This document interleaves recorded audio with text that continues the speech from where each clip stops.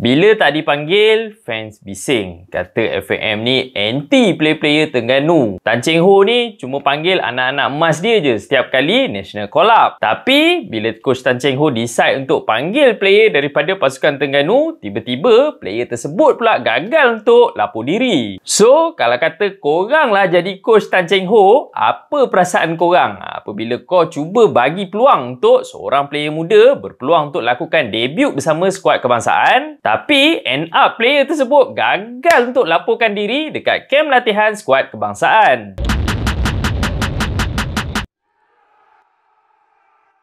Assalamualaikum guys, welcome back to A2N Studio. Macam biasa, thank you so much dekat korang yang dah support channel ni. Mana-mana yang baru dekat A2N Studio, jangan lupa untuk terus support aku. Support channel ni kan dengan tekan butang subscribe dekat bawah. So, viral apabila center back pasukan Terengganu iaitu Shahrul Nizam gagal untuk melaporkan diri ke kem latihan skuad kebangsaan selepas dia dipanggil oleh pihak FAM untuk menggantikan player-player macam Afro daripada pasukan Selangor dan juga Dion Kus yang katanya injured. Tapi akhirnya Shahrul Nizam gagal untuk melaporkan diri ke kem latihan skuad kebangsaan dan mulalah keluar beberapa spekulasi yang mengatakan player ni tolak national call up semata-mata untuk pergi candat sotong lah. Ada yang cakap dia pergi tengah laut, dia pergi memancing. Bila dengar je spekulasi macam ni aku sendiri personally aku jam kejap. Sebab apa? Kali terakhir aku dengar player-player gagal untuk melaporkan diri ke kem latihan skuad kebangsaan dengan alasan yang kurang munasabah macam ni zaman Razali Umar Kandasamy dulu. Sebab apa? Razali Umar Kandasamy, macam aku pernah cerita dulu, hobi dia dikatakan memancing. Jadi melihat kepada perkara ni, sebenarnya kalau kata kita rujuk kepada peraturan status dan juga perpindahan pemain FAM, dalam artikel 3 panggilan pemain ke skuad kebangsaan ada menyebut FAM sebenarnya perlu inform kepada seseorang pemain tu kalau kata dia berada dalam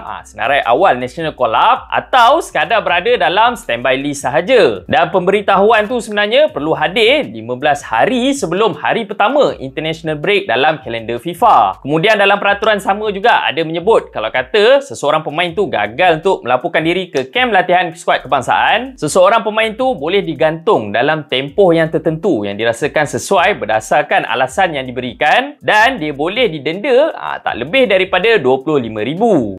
Seterusnya kalau kita lihat balik kronologi apa yang berlaku dalam kes Shahrul Nizam gagal untuk melaporkan diri ni, sebenarnya pada 24 September tahun 2021 FAM telah keluarkan senarai awal yang berada dalam national call up kali ni. Kemudian selepas perlawanan Piala Malaysia terakhir sebelum international break kali ni, setelah adanya player-player yang injured dalam senarai tersebut, FAM telah umumkan untuk panggil beberapa pemain, antaranya adalah Arif Farhan dan juga Fayad daripada pasukan Kedah. Shahrul Nizam turut dipanggil untuk menggantikan player-player yang injured macam Afro daripada pasukan Selangor dan juga Dion Kus. Tapi geng, persoalan aku satu je. Kenapa kalau kata sebelum-sebelum ni FAM boleh umumkan sekali senarai player-player yang berada dalam standby list, tapi untuk kali ni FAM cuma umumkan list 24 pemain yang berada dalam national call up saja dan player-player yang berada dalam standby list tak diumumkan kepada media dan juga kita semua lah.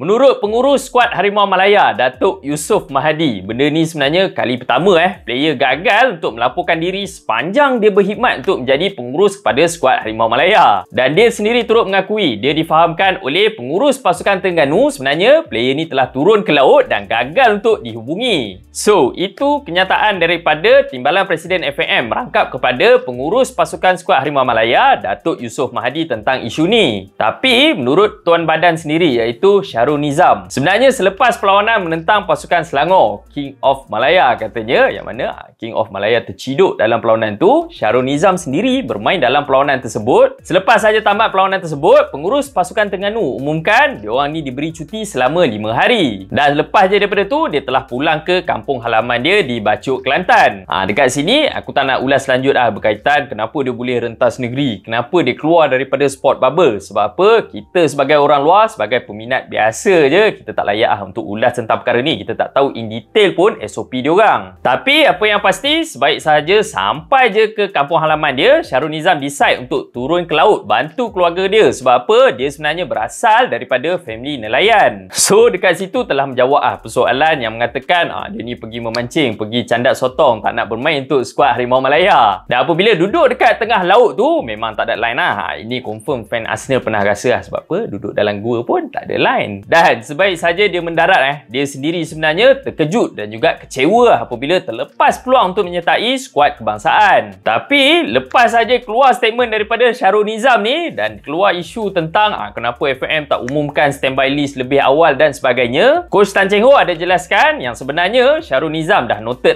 dia berada dalam standby list sebelum FAM umumkan kepada media mengenai list player yang dipanggil untuk National Call-Up kali ini. Dan kegagalan Shahrul Nizam untuk laporkan diri ke kem latihan skuad kebangsaan kali ini, Tan Cheng Ho seolah-olah memberi bayangan peluang untuk player ni join skuad Harimau Malaya lepas ni agak tipis. Sebab apa? Dia perlu kaji balik nak panggil ke tak player ni lepas ni. So, as a conclusionnya gang, menyertai skuad kebangsaan memang merupakan impian kepada setiap player profesional. Dan kalau kata kita tengok dekat luar negara, player-player sanggup lepaskan peluang untuk pergi bercuti bersama family semata-mata untuk menyertai skuad kebangsaan. Dan kegagalan untuk player yang memiliki statistik hadangan tertinggi untuk player bawah 23 tahun dalam Liga Super season ni merupakan kerugian untuk semua pihak. Dan dalam isu Shahrul Nizam gagal untuk melaporkan diri dalam National Call-Up kali ni, bagi aku sebenarnya semua pihak perlu mengambil tanggungjawab, termasuklah FAM, Shahrul Nizam sendiri dan juga pengurusan pasukan Terengganu supaya benda macam ni tak berulang lagi lepas ni. Sebab apa bagi aku, menghukum player ni sahaja sebenarnya bukanlah satu penyelesaian yang baik dikala dia sebenarnya dipanggil kira-kira lebih kurang 12 jam sebelum skuad Harimau Malaya terbang ke Jordan. So dengan masa 12 jam yang dia ada ni dalam musim COVID macam ni, belum tentu lagi ada tiket flight yang on the spot. Dan mungkin amaran keras serta denda dalam jumlah yang tertentu dah cukup untuk menjadi pengajaran kepada player ni dan juga player-player yang lain. Sebab apa aku sendiri personally tak nak tengok player muda yang berpotensi macam ni digantung dalam tempoh yang lama oleh FAM. Sebab apa bagi aku, sekurang-kurangnya Shahrul Nizam ni dia jujur, dia mengaku kesilapan dia dan dia tak game FAM, kata dia injured lah apalah, tiba-tiba main pula untuk kelab dia. So dekat situ korang boleh nilai sendiri mana satu sebenarnya lagi perit untuk kita terima. Alright guys, itu saja untuk video kali ni. Apa pula pendapat korang tentang isu kegagalan Shahrul Nizam untuk melaporkan diri ke kem latihan skuad kebangsaan? Dan korang rasa patut tak FAM gantung player muda yang berpotensi besar macam Shahrul Nizam ni? Korang boleh kongsikan dengan aku dengan komen dekat bawah. Mana-mana yang baru dekat A2N Studio, jangan lupa untuk terus support aku. Support channel ni gang dengan like, share, subscribe A2N Studio. Sehingga kita jumpa lagi dalam next video. Itu saja daripada aku gang. Assalamualaikum.